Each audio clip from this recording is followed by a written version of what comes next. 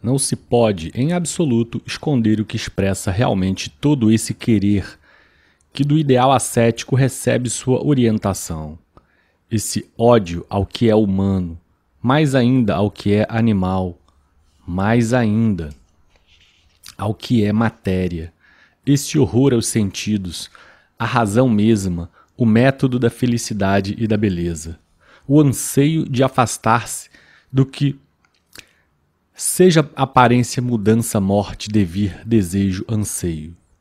Tudo isso significa, ousemos compreendê-lo, uma vontade de nada, uma aversão à vida, uma revolta contra os mais fundamentais pressupostos da vida. Mas é e continua sendo uma vontade. E para repetir em conclusão o que afirmei no início, o homem preferirá ainda querer o nada a nada querer. Bom, Genealogia da Moral, Friedrich Nietzsche, linhas finais. O que será que Nietzsche quis dizer com o homem preferirá ainda querer o nada a nada querer?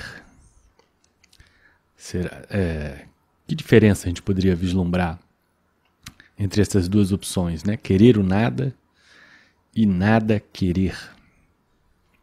E ele afirma que o homem vai preferir querer o nada. Vou convidar você para essa reflexão. Vou tentar dar aqui a minha interpretação e, obviamente, abrir o campo dos comentários para você me ajudar aí. Se tiver algo a acrescentar, alguma discordância interpretativa, enfim. Um término impactante, muito forte, da obra.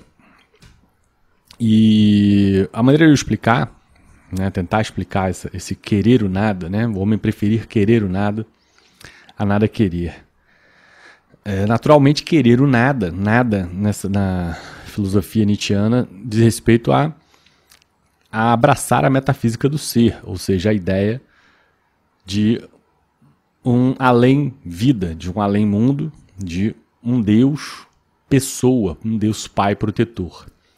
Então, querer esse nada, amar esse nada, preferir isso a não ter o que querer, não ter nada a querer. Então, essa dicotomia começa, pode-se dizer aí, para explicar, dar um fundamento melhor nela, na relação entre empirismo e racionalismo. O Nietzsche é certamente alguém mais empirista, bem mais empirista. O empirismo, ele só admite como real aquilo que passa pelos sentidos, pelos nossos principais sentidos. O que você toca, o que você cheira, o que você vê, o que você sente como realidade, né? E já os racionalistas, eles são céticos em relação aos sentidos e tentam usar da razão para atingir a uma realidade inteligível. Talvez assim, os primeiros pensadores aí que pudesse se depreender o início dessa dicotomia na antiguidade grega seria Heráclito e Parmênides, né? O Heráclito usando os sentidos, observando a realidade e dizendo a partir disso que a realidade muda a todo instante, que tudo flui, que nada permanece como é, né? E o Parmênides, apesar de ter essa mesma observação da realidade, ele tenta usar a visão, a intelecção dele para negar essa mudança e afirmar que as coisas ou são ou não são. E se elas, uma vez que você admite que elas sejam, elas sempre serão. Então, tão logo a conclusão é que o que é sempre será, sempre foi, sempre será. E naturalmente, então, para Parmênides, usando a racionalidade dele, ele chega à conclusão, ele nasce ali o fundamento da metafísica do ser, né, que seria a ideia de que existe uma essência, né, que permanece a despeito das mudanças constantes verificadas pelos sentidos. Então são duas visões filosóficas que se opõem, e o Nietzsche é alguém que vai rejeitar a metafísica do ser e vai abraçar o empirismo. Então logo ele, em toda a obra, a Genealogia da Moral, vai se calcar numa visão empirista radical que nega a existência do sobrenatural, nega a existência da metafísica, né? E a reboque disso vai negar, obviamente, as religiões, né? Sobretudo o cristianismo, que é, digamos, o foco central aqui dessa obra, criticar a moral decorrente da visão cristã. E, então, assim, Nietzsche rejeita a metafísica do ser, então logo ele vai rejeitar a teologia divina dessa metafísica do ser, vai entender ela como um devaneio da razão, um devaneio ilusório, uma necessidade humana de se iludir. Muito por quê? Né? Vamos entrar aqui dentro da visão nietzschiana. Por que isso ocorre, segundo Nietzsche, em termos psicológicos? Porque o homem precisa justificar o sofrimento. Lembremos que a visão existencial de Nietzsche, ela encontra o seu fundamento na filosofia do Schopenhauer. E o Schopenhauer, né, desde aquela obra lá do Mundo como Vontade de Representação, ele aponta a existência como essencialmente sofrimento. Por quê? Porque se passa por, assim, falando de maneira simples e coloquial, né, o existir humano é baseado essencialmente em vontades. E essas vontades impelem o homem a buscar a saciedade. Só que uma vez que o homem obtenha essa saciedade, imediatamente decorre disso uma insaciedade, porque o homem vai objetivar outras coisas. Ele não consegue realmente se dar por satisfeito, seja lá qual for a vontade que ele tenha. E isso significa que existencialmente o homem digamos, por definição, a existência humana ela é insaciável, ou seja, infeliz. E, além disso, né, os padecimentos naturais da própria existência que fazem com que a existência seja essencialmente sofrida, sofrível, vamos dizer assim. E o Nietzsche é alguém que não vai contrapor o Schopenhauer em nada. Ele vai abraçar essa filosofia, vai dizer que o Schopenhauer está certíssimo, né, nas ponderações dele, apenas vai, digamos, ele vai ter uma concordância em relação ao juízo de fato e vai tentar inverter o juízo de valor. Enquanto que o Schopenhauer vai, ao afirmar que a vida é essencialmente sofrimento, vai ser um profundo pessimista, terrível pessimista, e vai, digamos, negar aí a vida como uma possibilidade boa para o homem. Já Nietzsche não, vai afirmar a vida, vai dizer, sim, o mundo é essencialmente sofrimento, então nós devemos desenvolver amor fati, amor aos fatos, como eles se sucedem. Princípio derivado lá do estoicismo. Então Nietzsche vai abraçar o sofrimento, abraçar a vida, mesmo que ela seja essencialmente sofrimento, e vai apontar tanto Schopenhauer quanto o cristianismo como maneiras nihilistas de enxergar, ou seja, maneiras negadoras da vida. Né? Nihilismo para Nietzsche é diferente do nihilismo para a filosofia, de uma maneira em geral. Então, a negação é a negação da vida. Né? E, portanto, pode-se dizer que, para Nietzsche, o cristianismo, a partir dessa existência essencialmente sofrida, o ser humano precisa trazer para esse sofrimento um significado. Esse significado precisa existir, o ser humano precisa ter esse significado sempre que sofre, né? Precisa atribuir significado a esse sofrimento. Sofrer por sofrer gratuitamente é algo que o homem não admite, né, para si mesmo, que ele sofre gratuitamente. É terrível você estar doente ou no seu leito de morte e ter que admitir para si mesmo que simplesmente esse é o preço que se paga por estar vivo. Na verdade, é mais interessante ao homem criar as tais ilusões metafísicas de que ele será recompensado, que, por exemplo, que os humilhados nesse mundo serão exaltados numa próxima vida, né? ou que todo o seu sofrimento será recompensado no além-vida, ou no mundo inteligível, né? Enfim, então toda essa filosofia cristã, na visão nietzschiana, ela é um auto-engano necessário para atribuir significado ao sofrimento, ou seja, é preferir o nada, né? Preferir a ilusão. A ilusão. E por que preferir o nada? Porque isso traz significado ao sofrimento, ao passo que nada preferir seria você abdicar de significado, sobretudo para o sofrimento, para a existência, abdicar desse significado. E isso, o Nietzsche coloca que psicologicamente para o homem é muito difícil, extremamente difícil. Seria o desafio aí da transvaloração dos valores e de se assumir aí, objetivar aí, ser o que seria a ética nietzschiana, né, de se tornar aí o super-homem.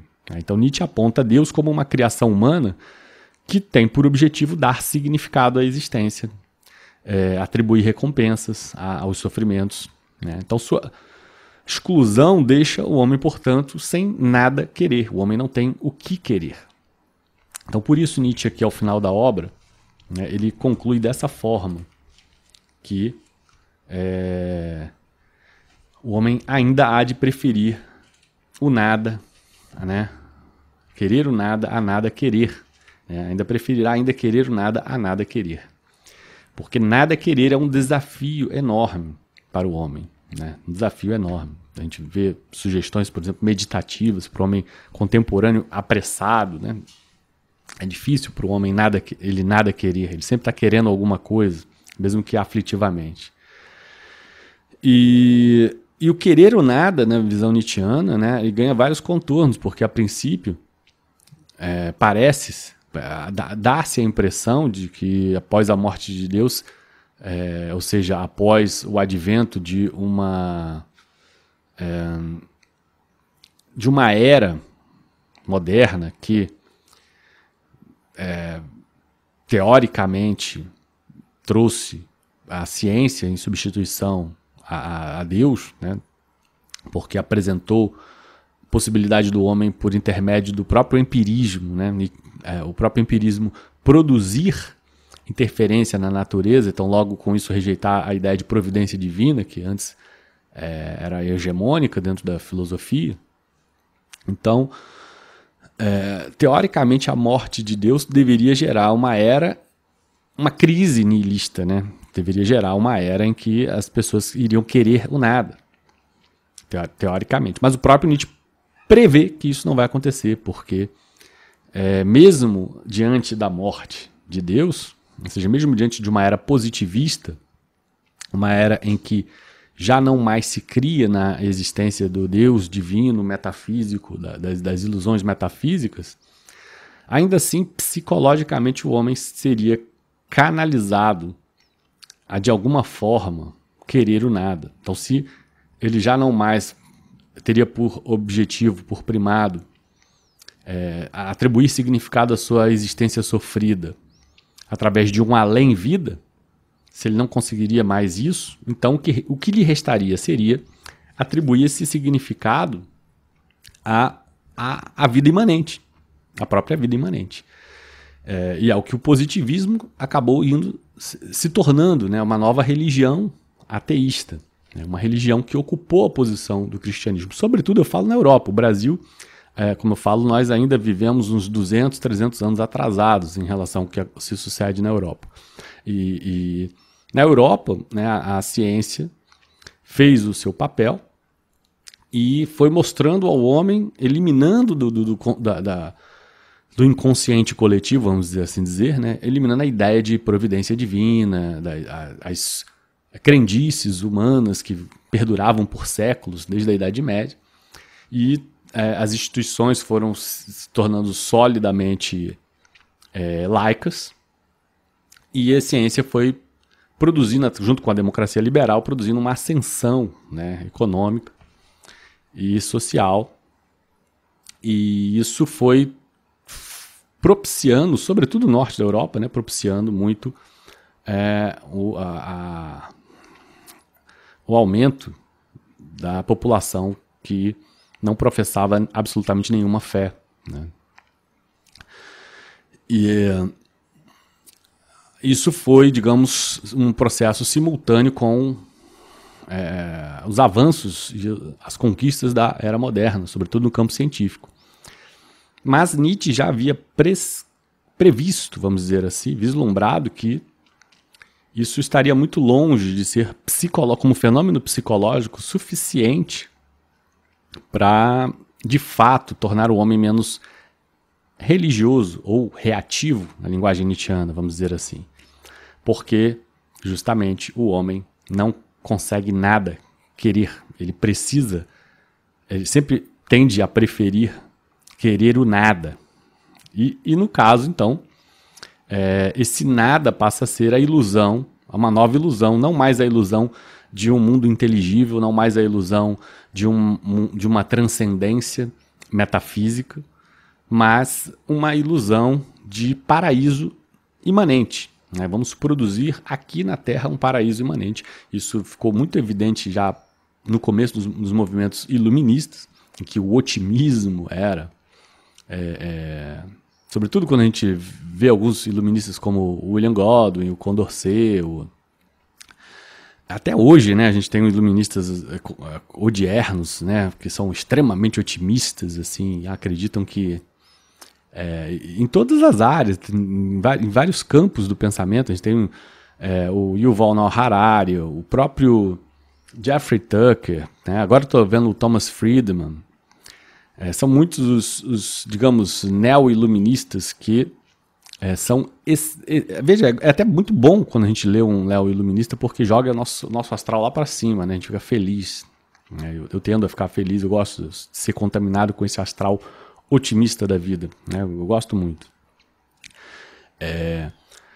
Mas aí, retomando, né, a visão nietzschiana, é de que, na verdade, há uma tendência a transformar a ciência em religião. Por quê? Ou a própria política, né, em religião. A política barra ciência em religião. O que poderia se dizer é o cientificismo. Né? Por quê? Porque o homem não consegue simplesmente nada querer. Ele precisa querer o nada, ele precisa transformar o seu sofrimento em um significado. Atribuir um significado ao seu sofrimento. Ele precisa sentir que ele está construindo, agregando, que a vida dele, que todo o sofrimento dele vai agregar valor a alguma coisa, né? E aí, naturalmente, a gente vê o próprio positivismo que, para quem leu, né, o Discurso do Espírito Positivo do Auguste Comte, né, entende que havia pretensamente uma vontade de superar a era teológica e a era metafísica. Mas o que aconteceu foi que o próprio positivismo foi se transformando numa nova era teológica por uma questão de efeito psicológico, como bem prescreveu Nietzsche, né?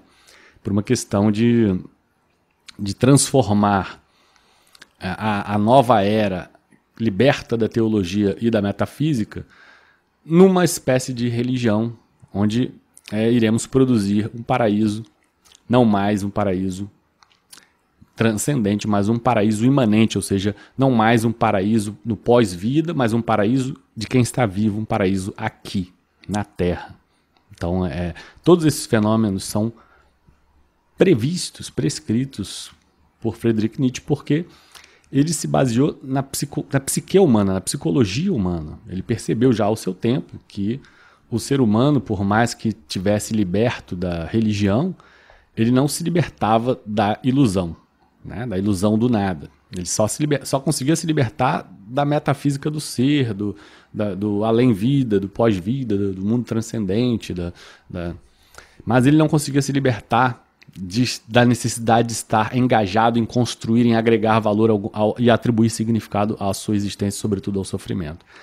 E não conseguindo se libertar disso, naturalmente o próprio positivismo, que visava superar a religião, acabou o próprio positivismo se transformando nessa religião odierna. É isso. Essa é uma explicação que eu tendo a dar aqui a esse desfecho da obra Genealogia da Moral, uma obra que eu recomendo muito para você que me acompanha. Não pretendo me alongar muito mais. Fica à vontade aí para comentar, enfim, ponderar algo que eu tenha esquecido de mencionar. É isso aí. Agradecer muito as pessoas que contribuem ao canal, contribuem aqui pelo Pix ou pelo Apoia-se, né? Você que ainda não faz isso, fica convidado a fazer. A gente depende aí desse auxílio para poder expandir o canal, para poder reinvestir nele, enfim. E ao mesmo tempo convidar você que me assiste também a participar dos grupos. A gente tem grupos muito legais de filosofia estética e ética, tem a parte no Facebook. Os links estão todos aqui embaixo disponibilizados no campo de descrição. E além disso, convidar você a assistir os vídeos antigos do canal. Todos os vídeos aqui, esse canal não é um canal que os vídeos se percam no tempo. O objetivo sempre ter temas que possam ser úteis, ser interessantes, né? Mesmo independente da época em que o vídeo tenha sido lançado, né? Vídeos que não envelheçam. Portanto, né, se divirta, pegue vídeos antigos aqui e esqueça essa cronologia do último vídeo que foi lançado. Aproveite os vídeos antigos, tem coisas legais aqui já discutidas anteriormente que podem vir a agregar, né, o seu conhecimento. No mais, não pretendo me estender muito mais, espero que esse vídeo tenha sido proveitoso de alguma forma. Um forte abraço. Até a próxima. Esse é o nosso canal de literatura e filosofia. Se você gostou do nosso conteúdo, curta o vídeo e se inscreva. E aproveite para fazer as amizades certas nos grupos. O grupo de estética é o grupo onde se troca influências sobre arte, cinema, música, filosofia, pintura. E o grupo ética é o grupo que se propõe ao debate político, moral, ético, econômico. Os links estão disponibilizados no campo de descrição desse vídeo. Você vai adorar! Por fim, não deixe de conhecer nossos outros canais, o TubeCult e o Limão Libertário. Obrigado por assistir até o final, foi um prazer tê-lo por aqui. Até a próxima!